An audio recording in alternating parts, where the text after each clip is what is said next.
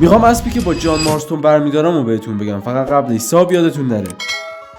نژاد این اسب ماستنگه که اونو میتونید در نزدیکی بلک واتر پیدا کنید. این اسب شاید از نظر خیلی اونقدر زیبا نباشه، ولی یه ظاهر به شدت خاص و متفاوت داره.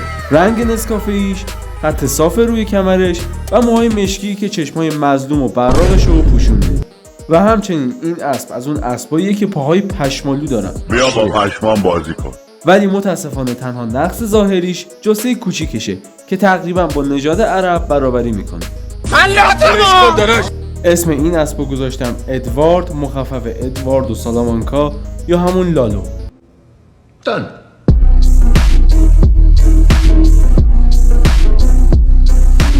ادوارد دارای هندلینگ استاندارد و سرعت شتاب نسبتا خوبیه. شجاعتش هم خیلی تعریفی نیست. وقتی که ادی به لول 4 میرسه، سلامتی و استامیناش 3/4 پر میشه که یه چیز معمولیه. اینم بگم که ادوارد نره. من مردم. تو کامنت هم ادیو واسهتون نتیجه گیری کردم. ولی در کل به نظرتون والتر بهتره یا ادوارد؟